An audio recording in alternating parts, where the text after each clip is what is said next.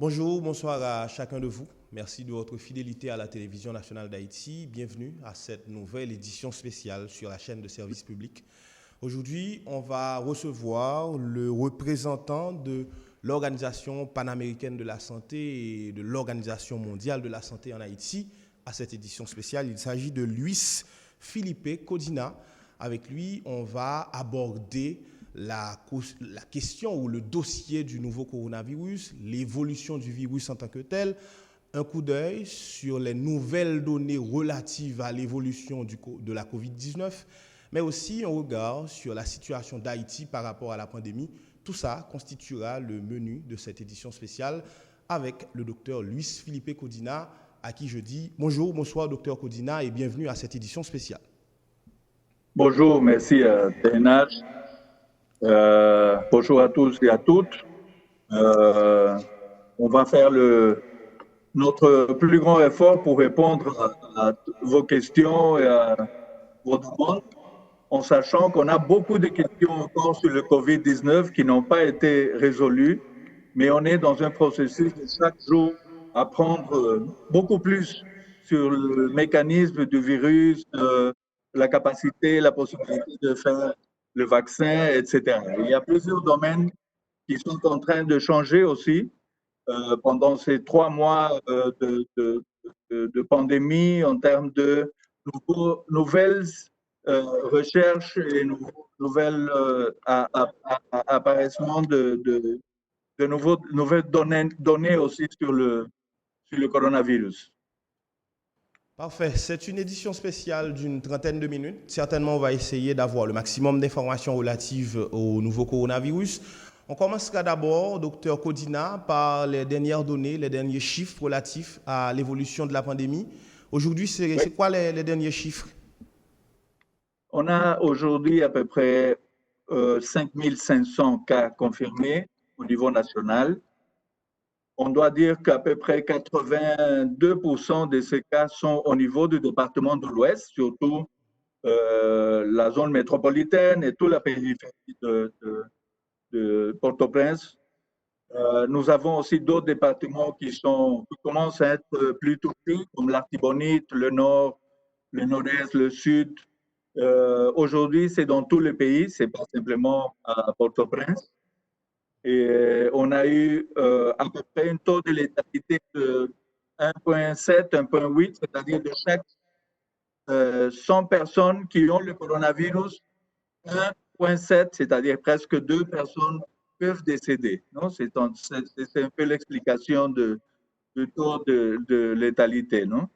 Je trouve qu'on on travaille avec, comme OPS, OMS, on travaille avec surtout le ministère de la Santé publique et population et aussi avec la commission multisectorielle qui a été mise en place par le président. Alors, on a vu qu'il y a eu, la plupart des cas, on a eu une augmentation surtout moitié du mois de mai, début juin. Maintenant, on avait à cette époque-là 190, 280 cas par jour. Hier, on a eu à peu près 115 cas. Alors, il y a une petite diminution. Ça ne veut pas dire que le pic peut-être a passé. Peut-être ça a passé au département de l'Ouest, peut-être, oui, c'est une possibilité. Mais on voit dans les autres départements que les cas continuent à augmenter, pas dans la même proportion que l'Ouest, bien sûr, mais ça continue à avoir ce qu'on appelle la dissémination communautaire, c'est-à-dire le virus est déjà dans les communautés et ça se répand d'une façon plus ou moins accélérée en dépendance de la quantité de gens qu'il y a autour, de la dynamique des populations, de la concentration de la population, etc. Non? Parfait. Et vous êtes rentré d'emblée dans les chiffres locaux, dans les chiffres nationaux, certainement. Mais si vous avez une idée des données mondiales, c'est une première tranche de la question. La deuxième tranche, c'est aujourd'hui, il y a des efforts qui sont en train d'être faits un peu partout à travers le monde pour essayer de trouver un vaccin contre le virus. Aujourd'hui, est-ce que, en tant que représentant de l'OPS-OMS en Haïti, est-ce que vous pouvez nous dire en quoi ces travaux de recherche ont évolué? OK, merci. Je vais dire deux choses. Je trouve, on a bien sûr une évolution des cas qui a diminué beaucoup en Europe maintenant. Vous voyez, aujourd'hui, il y a dans certains pays de l'Europe moins de 100 cas par jour, 70 cas et un nombre très, très diminué de décès. Par contre, aux États-Unis, au Brésil, et Chili, Pérou, Colombie, on a vraiment une quantité très, très grande de cas maintenant et de décès surtout, euh, dû à plusieurs facteurs. Non? Si en Europe, un des facteurs plus importants, c'était l'âge des gens, il y avait un gros groupe de gens qui ont plus de 60 ans dans l'Europe, différemment d'Haïti, par exemple. Il y a une tranche très, très petite de gens qui ont plus de 60 ans. Mais c'est le groupe qui décède plus, même en Haïti. Même en Haïti, les décès, la plupart des décès sont entre 50 et plus, même si les plus touchés, les plus positifs, les cas positifs sont entre 25 et 50. Mais ceux qui décèdent sont les personnes qui ont plus de 50 ans. Et ça, c'est très important de dire que cette tranche d'âge ici en Haïti, c'est très petite si on considère et on compare en Europe, par exemple. Ça peut être une petite explication de pourquoi ici les décès aussi, jusqu'à maintenant, ne se montrent pas dans cette quantité comme on l'a vu en Europe et on est en train de le voir aux États-Unis. Alors, ça, c'est un point important. Le taux de létalité à peu près reste entre 2, 3 jusqu'à 8, 9% dans certains pays de l'Europe. C'est-à-dire de 100 personnes, 8 décédés, c'est beaucoup vraiment. Et au moment de l'explosion de la pandémie en Europe, ça a été le chaos et ça a été très difficile parce qu'on n'est pas préparé pour recevoir la quantité de patients par jour qu'ils recevaient et très grave, en très graves conditions.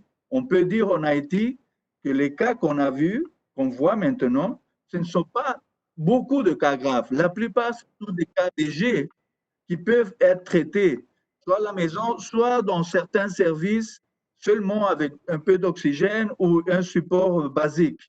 Mais on a la chance jusqu'à maintenant de ne pas recevoir des quantités, des centaines de patients comme on le voit dans d'autres pays. Et ça, on peut avoir plusieurs explications. Le thème de l'âge, c'est un point important. On ne sait pas exactement si la souche qui rentre est un peu moins forte que dans d'autres endroits. Il y a plusieurs études qu'on doit faire sur ça, parce que ça serait... mais on ne peut pas chanter victoire parce qu'on n'a pas gagné. On n'a rien gagné encore. On a beaucoup encore à faire à futur. Mais ce sont des données qui stimulent à dire, bon, peut-être Haïti va être moins impacté maintenant. Peut-être dans cette première vague, on a vu que l'impact n'a pas été si fort comme dans d'autres pays, mais on doit continuer à travailler et préparer les services qui ne seront pas simplement pour le COVID-19. Ça va être aussi le renforcement des services à futur. Le COVID sert pour renforcer le système de santé des pays aussi. Il est en train de servir à ça et je trouve qu'en Haïti, on va avoir cet impact aussi dans les années futures, après avoir passé cette pandémie, d'un renforcement des services de santé au niveau national et ça, c'est très important. Maintenant, la partie de la question relative au vaccin. Quelles sont les avancées? Oui, on a plusieurs équipes et groupes qui se sont mis à travailler dès le début sur la question du vaccin. On a plusieurs groupes qui sont plus ou moins avancés. Ils sont dans les tests en animaux. Il y a des volontaires maintenant qui se présentent pour avoir un premier sample, un premier groupe de gens qui vont recevoir des premiers vaccins. Mais ça va prendre du temps, c'est pas facile. Et on va voir si avant la fin de l'année ou au début de l'année prochaine, on peut avoir des nouvelles sur ça. Le point, ça va être de tout le monde va vouloir avoir accès au vaccin. Le point, c'est est-ce qu'on va avoir les vaccins disponibles pour tout le monde ou ça va rester au début pour les gens qui ont mis l'argent pour la recherche et ce que c'est naturel, bien sûr, sur ce domaine. Non? Alors, on espère que en échelle mondiale, on puisse avoir accès au vaccin le plus rapidement possible. Mais ça va prendre des mois et peut-être un peu plus que des mois pour avoir un vaccin sécure et que le deuxième point plus important, c'est que les gens puissent avoir accès aussi à ce vaccin parce que si on va avoir une demande très grande, nous sommes des milliers de personnes dans le monde et c'est une pandémie, alors tous les pays vont vouloir avoir ces vaccins et ça ne va pas être facile de l'avoir.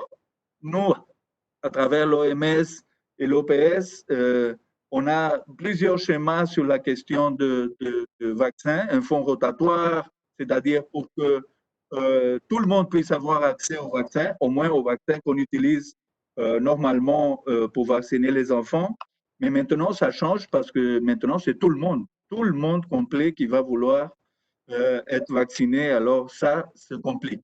Mais on a de l'espoir pour avoir ça à la fin de l'année, on espère, ou au début de l'année prochaine. On ne sait pas encore l'efficacité d'un vaccin, on ne connaît pas très bien. Ce sont des tests qui se mènent maintenant et on va voir d'ici à quelques mois si vraiment ça donne une immunité vraiment importante parce que les vaccins doivent avoir une capacité d'immuniser et combien de temps? Parce que si c'est un vaccin qu'on doit renouveler chaque 6 mois ou chaque an, ce n'est pas un vaccin très effectif. Mais si ça donne une immunité plus large, ça va être un bon vaccin. Alors, on est sur ça, c'est une des questions, on n'a pas de réponse exacte. On sait que les gens sont en train de travailler, plusieurs groupes dans plusieurs pays. C'est une course aussi, parce qu'il y a bien sûr derrière ça un potentiel économique très grand en termes de celui qui arrive premier peut arriver à avoir aussi une compensation économique importante s'il trouve un vaccin avec une bonne efficacité. C'est Et ça. par rapport à ces efforts, docteur Codina, peut-on mettre une échéance, un délai pour que ce vaccin ou ces vaccins soient prêts? Alors, ce qu'on disait, c'est que les plus optimistes disent à la fin de cette année 2020. C'est très optimiste, ça, vraiment. Je crois qu'on devait être et attendre peut-être à la fin du premier semestre de l'année prochaine pour avoir un vaccin qui vraiment a une efficacité importante.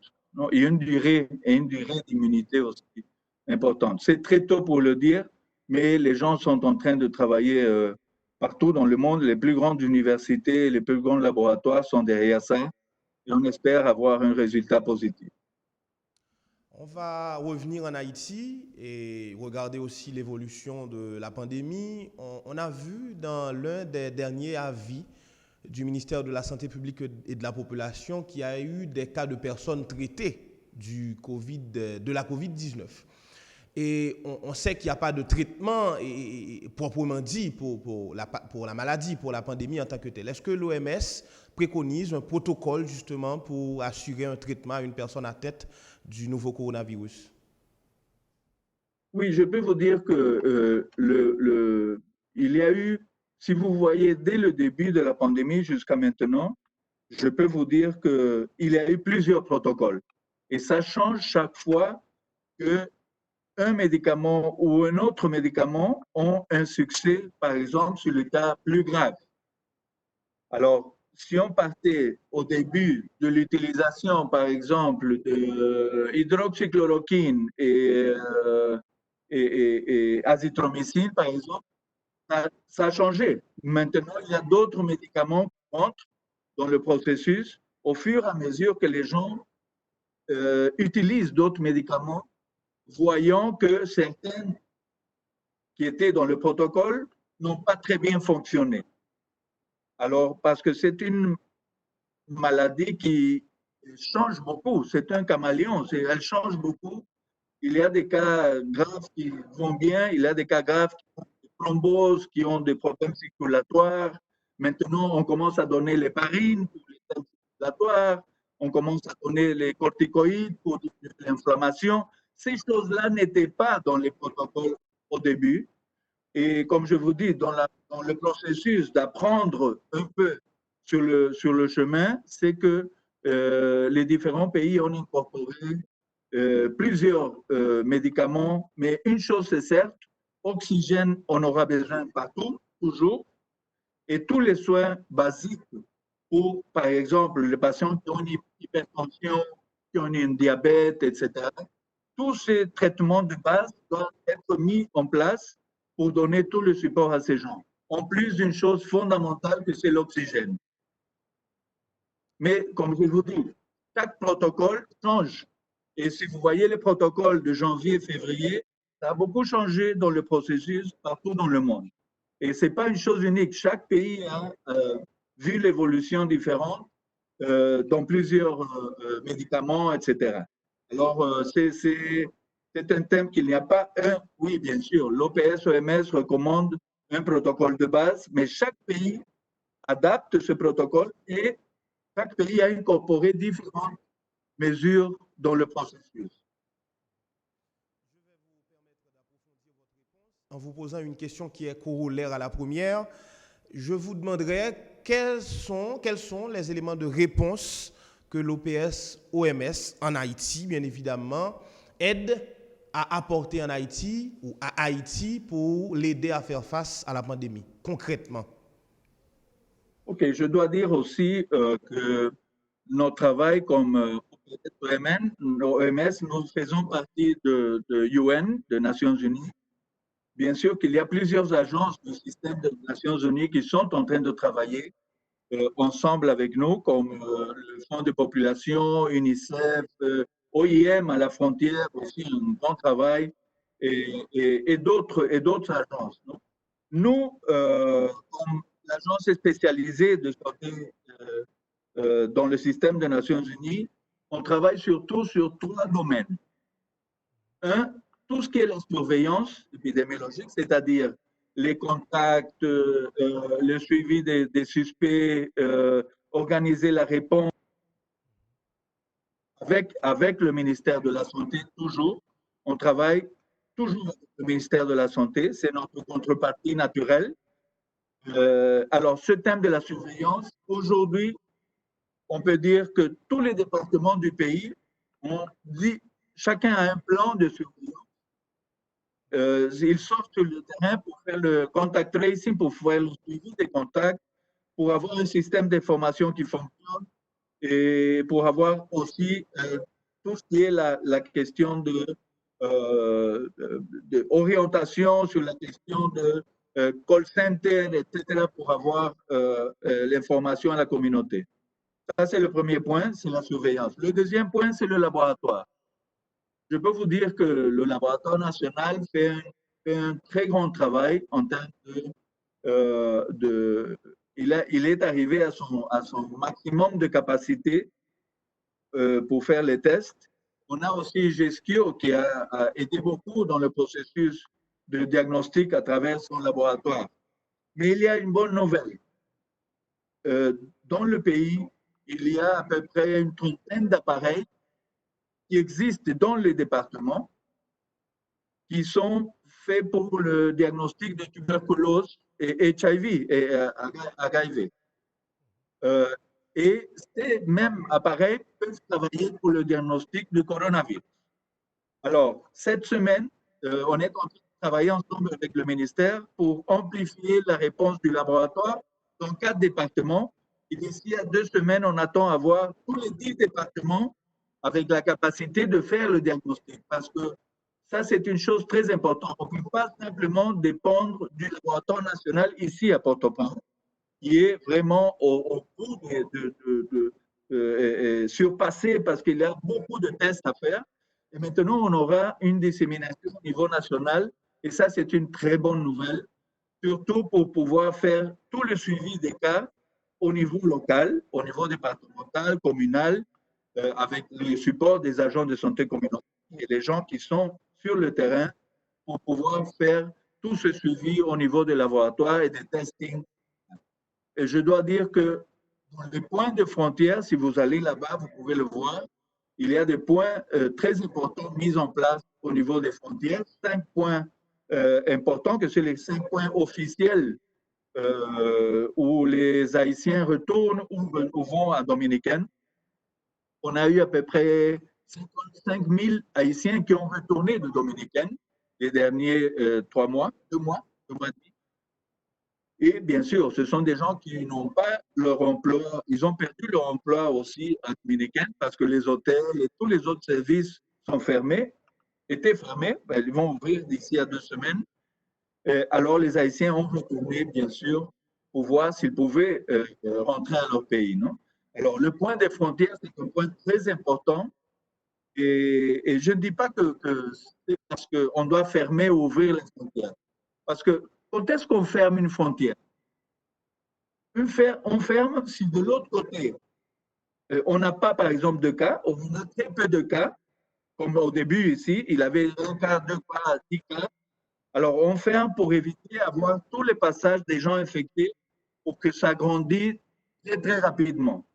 Et le deuxième point, c'est on ne laisse pas rentrer tout le monde parce qu'on va préparer les services au cas où ça va exploser, on va avoir des centaines de cas par jour.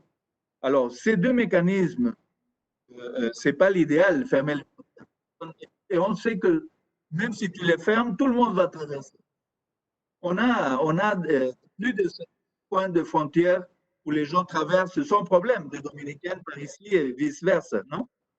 Alors, mais ces 2 points sont importants pour une décision qui a été prise par le gouvernement de ne pas laisser entrer les avions quand il avait les premiers cas. Et ça s'explique pour éviter cette entrée de gens infectés, mais surtout pour avoir le temps de préparer le service. Ça, c'est un point important. Alors, on a la surveillance, on a le laboratoire avec tous ces réseaux, et on a la troisième chose que c'est le support qu'on donne au ministère aux endroits de prise en charge. Alors, on a... Oui, ce sont les trois aspects. Non, et je dis qu'au début, ça a été très difficile d'identifier quels seraient les sites COVID. Parce que vraiment, la communauté n'était pas bien informée parfois au début. La communauté ne voulait pas avoir un centre COVID à côté de sa maison. Alors ça, c'est naturel, c'est normal. On a eu ça au début au choléra. Mais après, la communauté comprend aussi que c'est bien d'avoir un centre si les parents, les enfants, etc., sont malades, ils peuvent aller. Alors, au début, on a vu des réactions très compliquées au début. Maintenant, les choses sont beaucoup plus fluides en termes de... on n'a pas beaucoup de conflits maintenant au niveau local pour mettre ces centres de Covid. Alors, je trouve que le ministère et tous les NGO travaillent aussi sur ça, MSF, plusieurs partenaires ont ouvert leurs espaces pour cette troisième domaine de travail pour nous, c'est la prise en charge, l'organisation d'un bon triage pour que les gens ne s'infectent pas, qu'ils ne rentrent pas directement au service parce qu'ils vont infecter les autres. Alors, on fait un triage, un flux différent pour les suspects. Alors, on organise le service d'une façon différente pour ne pas avoir infecté tous les travailleurs de santé si les gens rentrent directement sans savoir si c'est COVID ou non. Alors, ces trois domaines, j'inclus la frontière là avec tous nos partenaires, ce sont les espaces les plus importants. Et il y a un quatrième qu'on rentre aussi sur la question de certains achats stratégiques, comme la question des laboratoires. On a donné 10 000 tests au laboratoire national. Maintenant, on a acheté les tests spécifiques pour ces 32 machines qui sont au niveau national, etc. Alors, ce sont ces domaines-là où on est en train de travailler avec le ministère. Je dois vous dire avec une très forte participation des départements, des gens. C'est vraiment, on doit reconnaître l'effort c'est pas facile de sortir d'un pays lock de 3 mois et après se trouver dans une pandémie de Covid 1 mois après. C'est compliqué parce que la situation du système n'était pas très, très forte. On va vous laisser partir, monsieur docteur Codina, mais deux petites questions en 2 minutes pour clore l'interview définitivement. D'abord, on sait que le virus en tant que tel évolue. C'est un virus qui a cette grande capacité de muter. Aujourd'hui, fin juin 2020, quelles sont les dernières informations, quelles sont les dernières données, quelles sont les dernières connaissances à avoir par rapport au virus corona? Deuxième petite question pour terminer. Est-ce que les symptômes comme la fièvre, la perte de l'odorat et du goût constituent les symptômes les plus évocateurs pour les personnes atteintes du nouveau coronavirus? Ok, je commence par les symptômes. On a fait un peu une étude sur les cas qui arrivent au service. Les 2 premières choses sont céphalée, douleur de tête, j'ai douleur de tête, j'ai fièvre, j'ai toux. Ce sont les 3 principaux symptômes qu'on voit à l'arrivée des patients. Douleur de tête, céphalée, fièvre et une toux sèche. La perte d'autres sens, c'est moins, mais aussi ça apparaît dans les cas de Covid. La première question, c'est qu'on a plusieurs questions sur le virus. On ne connaît pas bien tout le processus de transformation d'une souche à une autre, par exemple, mais je trouve que ça va être très important pour le vaccin, pour que le vaccin puisse avoir une efficacité importante. Mais on a de l'espoir que les scientifiques au niveau global puissent rencontrer ce vaccin. Et pendant que ça arrive, on doit continuer à utiliser la masque, on doit avoir une certaine distance, on doit se laver les mains, on doit avoir toutes les mesures possibles dans un pays comme Haïti. C'est très difficile aussi de manager toutes les recommandations. Je trouve que ça peut avoir un impact sur l'évolution de la pandémie ici en Haïti. Parfait. Merci de vous être mis disponible pour l'ATNH, docteur Codina. Merci à vous et bonne journée. Merci beaucoup. Bonne journée. Voilà, le docteur Luis Philippe Codina, représentant de l'OPS-OMS en Haïti, c'était notre invité à cette édition spéciale. Avec lui, nous avons abordé des questions relatives à l'évolution du nouveau coronavirus, à la présence de la pandémie en Haïti, aux travaux qui ont déjà été effectués, aux symptômes justement, et vous l'avez entendu, il a passé en revue quelques symptômes qui dicterait à quelqu'un qu'il est atteint du nouveau coronavirus. Tout ça constituait le menu de cette édition spéciale. Merci à vous qui l'avez suivi. Restez branchés à la télévision nationale d'Haïti pour la suite de la programmation. Mais bien avant de partir, permettez que je remercie l'équipe technique de la TNH qui a rendu possible cette initiative. Merci à Célestin, merci à Anne Simard, merci à Serginho Lindor qui ont coordonné l'édition de ce matin. Au revoir à tous et à toutes. Bonne suite de programme sur la télévision nationale d'Haïti. Bye bye.